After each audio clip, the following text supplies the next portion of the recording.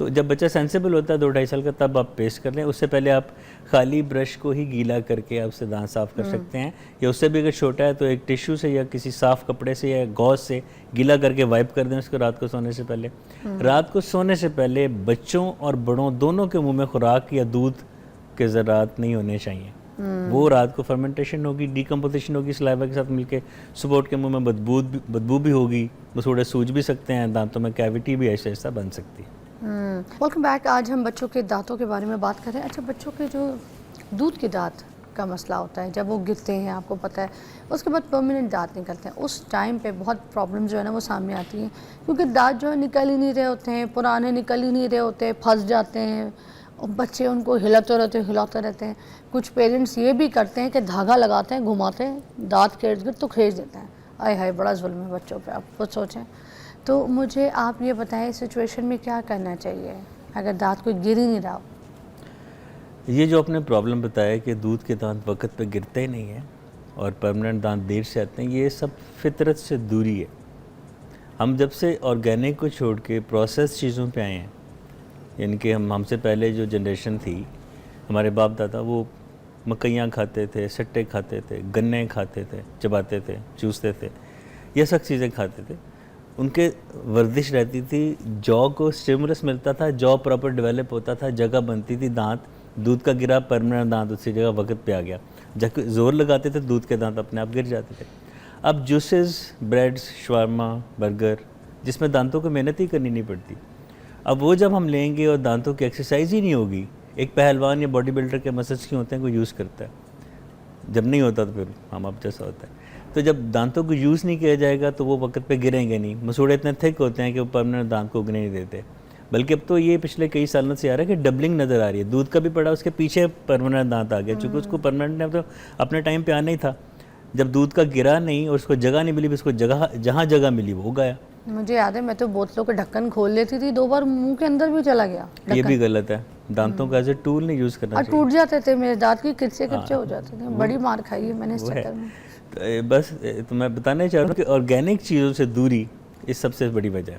फिर फीडर जो मैंने अभी बताया आपको, ब्रेक सर आपने कहा दांतों का इस्तेमाल करो, मैंने तो किया, मेरी किरचे निकले, यही तो बता रही हूँ। तो अब इस ज़माने में फिर बच्चों को गन्ना ला के दें कि गन्ना छीलो, गन्ना छीलने से दांत वैसे भी बड़े मजबूत होते हैं। ऐसा अगर पॉसिबल है ज़रूर करें, अदरवाइज़ सैलड खाएँ, सब्जियाँ खाएँ कच्चे, जैसे सब सेब होते हैं, ग्रीन एप्पल्स, वो बड़े बेहतरीन हैं, अमरूद है, मतलब आपको, हमें जॉ की एक्सरसाइज चाहिए।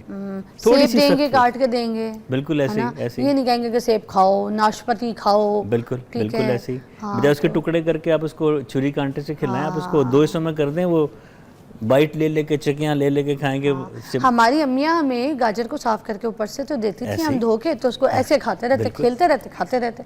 आज के बच्चे गाजर तो वैसे ही नहीं खाते, उनको पता ही नहीं हो। तो जूसेस पे ना बताया कि हर चीज़ जूसेस पे आ गए। फॉर एग्जांपल गाजर की बात करते हैं तो वो ना सिर्फ उससे दांतों और जबड़ों की एक्सरसाइज होती है, उससे मुंह में सलाइवा सही बनता है, थूक सही बनता है। थूक सही बनेगा तो आपके दांत साफ रहेंगे। इसके अलावा उसमें केराटिन है, आंखों के लिए भी वो अच्छा है, पेट के लिए भी वो अच्छा है, सब कुछ। तो ऑर्गेनिक चीज़ों में ही असल सेहत और ज़िंदगी है, तो ये है।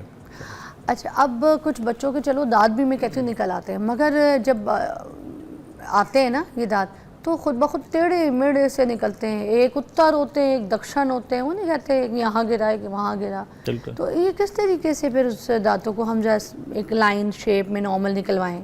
बिल्कुल, मैंने बताया कि जो बच्चे फीडर पीने के बहुत आदी होते हैं, या जो ओवर थिंकर्स होते हैं, अंगूठा चूसते हैं, या रात को जो दांत सोते में दांत पीसते हैं, नाइट ग्राइंडिंग, उनके दांत यूजुअली देखा गया कि टेढ़े हैं। अब जगह कम है, दांत तो 28। बच्चा ओवर थिंकर क्यों, ना उस पर जिम्मेदारी है, ना वो घर का खर्चा लेकर आता है, ना वो कमाई पूता है, ना उसको नौकरी का कोई टेंशन है कि मेरी लगी कि नहीं लगी, ना उसके पेपर्स का कोई इशू चल रहा है, फिर उस बच्चे को क्या ओवर थिंकिंग का मसला है? आपने रीड करना है, बच्चा बता तो नहीं सकता, हो सकता है वो अकेला फील करता हो, उसको कोई फियर हो, कोई उसको साइकोलॉजिकल उसको फैक्टर हो सकता है। अच्छा, वन से फील करता अपना, कुछ भी हो सकता है। बच्चे भी होते हैं बिल्कुल, overthinker. They need time, they need love, they need pampering. Really? जब तक इसमें तो कोई भी चीज़ हो सकती है, मैं ये नहीं कि ज़रूरी यही बात हो, कुछ भी हो सकता है।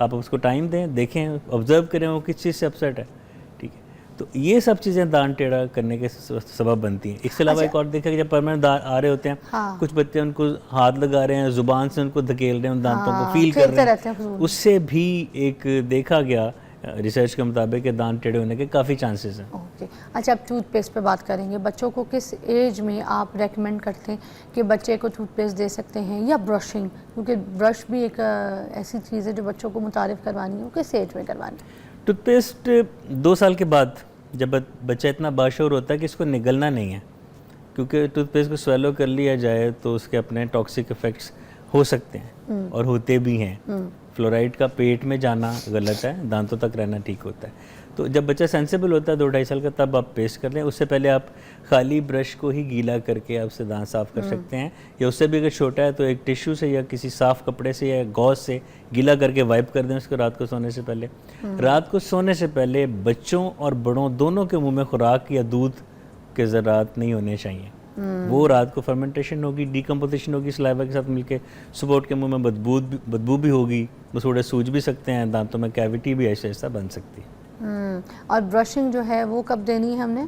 ब्रशिंग किस टाइप की देनी है, मीडियम, सॉफ्ट?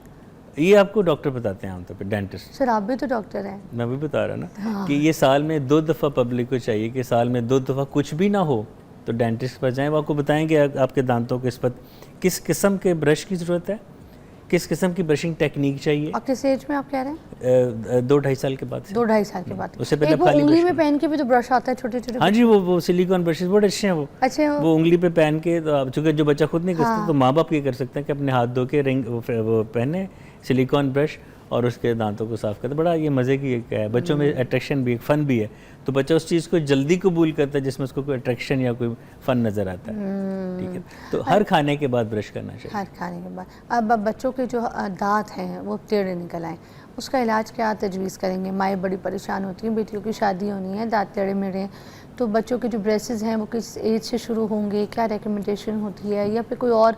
आजकल तो वो पहन लो ना, तो वो भी आजकल आ जाता है। दांतों की शक्ल के भी आ गए हैं, फिर दांतों की शक्ल के कैप होते हैं, वो आपने पहने और आपके दांत जो है ना वो सीधे पीले होना शुरू हो जाते हैं। जी, 12 साल या 13 साल की एज तक होता है कि सारे दूध के दांत गिर चुके होते हैं और परमानेंट डेंटिशन या पक्के दांत आ चुके होते हैं। तो हम 12 साल से पहले आमतौर पे दांत टेढ़े होने के ट्रीटमेंट नहीं करते, क्योंकि दूध के दांतों पे क्या फ़ायदा, वो तो गिर जाने। तो जब वो गिर जाते हैं और परमानेंट दांत आते हैं, उसके ऊपर हम ये दांत सीधा करने का प्रोसेस करते हैं। ये आगे किसी भी एज तक किया जा सकता है। अब रहा कि करते कैसे हैं, इसमें 2 तरीके हैं। पहला एक तरीका चलता था, अब तो ज़्यादातर लोग नए तरीके पे आगे बताता हूँ। ब्रेसेस लगाते थे, वो जो मेटालिक स्टार्स होते थे और वायर गुजरती थी, फिर उसको खींचते थे। बड़ा कामयाब तरीका अभी भी है, लेकिन अब चूँकि इसमें कुछ कॉम्प्लिकेशंस थी कि मुंह की सफाई सही नहीं होती थी, मसूड़े सूजे रहते थे, खुराक फंसी रहती थी, बड़े तरीके से साफ़ करना पड़ता था, आए दिन ब्रैकेट उधर गई, तार चुभ रही है, कभी डेंटिस्ट अवेलेबल नहीं, कभी पेशेंट लेट हो गया। तो स्पैन ऑफ ट्रीटमेंट, यानी कि ट्रीटमेंट का ड्यूरेशन वो 1 साल से बढ़ के 3-4 साल पे चला जाता था। उसको देखते हुए एक पेशेंट फ्रेंडली एक प्रोडक्ट एक आ गई जिसको अलाइनर्स कहते हैं, जो आप कह रही थे वो पहन लेते हैं कैप सा, वो सिलिकॉन का बना अलाइनर होता है। ये इतना हेल्पफुल है और इसने हमारी प्रैक्टिस और हमारे मरीज़ों की जो रिकवरी स्पीड बहुत अच्छी कर दी। और इसमें वो फैक्टर भी कोई नहीं है कि मुँह के आपने खाते वक्त तो उतार लेना है, खाना खा के आपने फिर लगा लेना है। तो 24 में से 22 घंटे जब यूज़ करते हैं तो दांत यूँ साल 1 से भी जल्दी ठीक हो जाते हैं। फिर हम उसको रिटेनर लगाते हैं ताकि नई पोजीशन जो आई है हमें दांत उसमें रिटेन रहे। लेकिन मैं बताऊं कि कुछ जगहों पे अलाइनर्स नहीं काम कर सकते, फिर हमें फिर वापस ब्रेसेस पे आना पड़ता है। तो इन शॉर्ट, डेंटल ब्रेसेस और डेंटल अलाइनर्स ये 2 प्रोडक्ट्स हैं जिसके साथ हम टेढ़े मेढ़े दांतों को 12 साल के बाद किसी भी उम्र तक सीधा कर सकते हैं। अच्छा, जो लाइनर्स होते हैं ये पेनफुल नहीं होते हैं, ये बिल्कुल इजीली भी बच्चा पहन सकता है, उतार सकता है, 12 साल के बाद इजीली इसको कैरी कर सकता है। और इनका एक फ़ायदा है कि इनविजिबल हैं, आप लगा के कॉलेज, स्कूल, यूनिवर्सिटी, पार्टी, कोई मंगनी, शादी सब में जा सकते हैं, ये नज़र नहीं आते। बहुत गौर से देखने से पता चलता है कि लगे हुए हैं।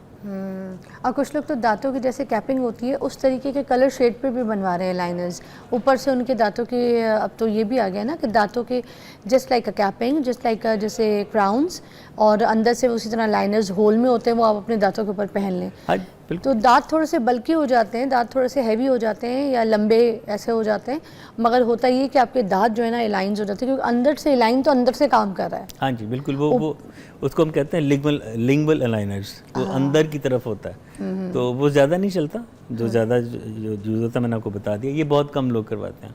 हाँ, मगर वो होते हैं महंगे, ये मैं महंगे, आपको बता obviously, दूँ। हाँ, obviously। तो थैंक यू सो मच, बहुत बहुत शुक्रिया, आपने हमें बड़ा अच्छा गाइड किया बच्चों के हवाले से। आपको हम फिर मधु करेंगे किसी और सब्जेक्ट पे दांतों के हवाले से।